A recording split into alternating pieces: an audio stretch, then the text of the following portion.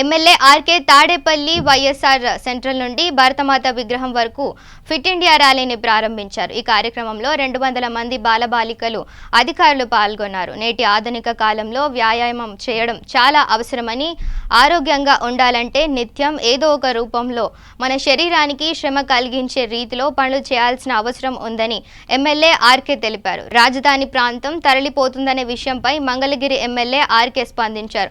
అసలు ముఖ్యమంత్రి వైఎస్ జగన్మోహన్ రెడ్డి ఎక్కడ తరలిస్తారనే మాట మాట్లాడలేదని, కేవలం రాజకీయ ప్రయోజనాల కోసమే రాజధాని ప్రాంతం తరలిపోతుందనే విషయం ప్రచారం చేస్తున్నారని ఆయన ఆగ్రహం వ్యక్తం చేశారు. కేవలం శ్రీకృష్ణ కమిటీ నివేదికపై మాత్రమే మంత్రి బొత్స సత్యనారాయణ చేసిన వ్యాఖ్యలను చంద్రబాబు నాయుడు అనుకూలంగా మీడియా విష ప్రచారం చేస్తున్నారని తనదైన శైలిలో విమర్శలు చేశారు.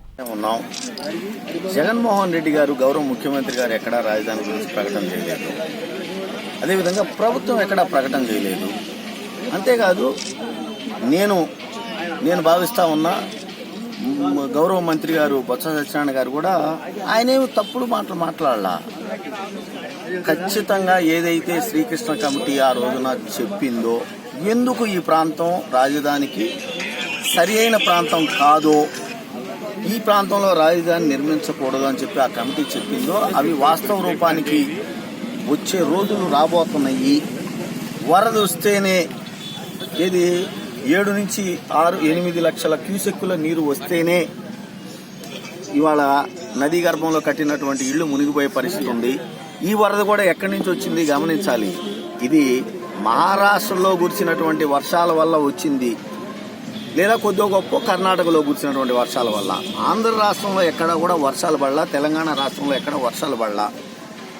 మహారాష్ట్ర నుంచి నిన్న వచ్చినటువంటి వరదకి తెలంగాణ, ఆంధ్ర రాష్ట్రాల్లో కురిసినటువంటి వర్షాలు కనుక తోడై ఉన్నట్లయితే 2009-10 ప్రాంతంలో సమయంలో ఏదైతే వరద వచ్చిందో ఆ వరదకి నిజంగా కరకట్టని ఆనుకొని కృష్ణమ్మ ప్రవహించిందో, కొండవీటి వాగు వల్ల అనేక గ్రామాలు ముంపు గురయ్యి చివరికి గుంటూరు అమరావతి నగరానికి సంబంధించినటువంటి స్టేట్ హైవే కూడా మునిగిపోయే పరిస్థితుల్లో నీరు నిలబడ్డాయో, అలాంటి పరిస్థితి వచ్చి ఉండేది అనే వాస్తవాన్ని మంత్రి బొత్స సత్యనారాయణ గారు చెప్పడం జరిగింది. తప్పే ఉంది దాంట్లో.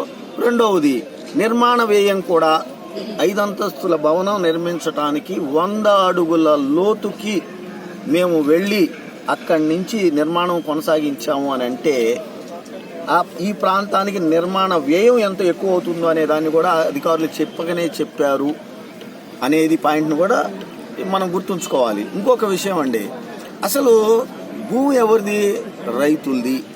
ఎంత భూమి కావాలి రాజధానికి అనేది లెక్క లేకుండా భూమి ఇచ్చినటువంటి రైతుకి తన 5 ఏళ్ల పరిపాలనలో ఏమాత్రం ఒక్క మేలు కూడా చెప్పినటువంటి వాగ్దానాన్ని అనుసరించి చెయ్యకుండా, పైగా ఆ రైతుల భూముల్ని దోచుకొని, ఆ రైతుల భూములను అడ్డం పెట్టుకొని ప్రభుత్వానికైతేనేమో ఎకరం 4 కోట్ల రూపాయలకి, ప్రభుత్వ సంస్థలకి ఎకరం 4 కోట్ల రూపాయలకి చంద్రబాబు నాయుడు అమ్మటము, అదే రైతు భూమిని ప్రైవేటు వ్యక్తులకైతే కేవలం 50 లక్షల రూపాయలకి ఎకరాన్ని కొన్ని గ్రామాల్లో అమ్మటం కనుక చూస్తే ఒక్కొక్క ఎకరం వెనకమాల సుమారు 3-3.5 కోట్ల రూపాయల అవినీతితో పాటు రాజధానిలో ఇన్సైడర్ ట్రేడింగ్ జరిగింది.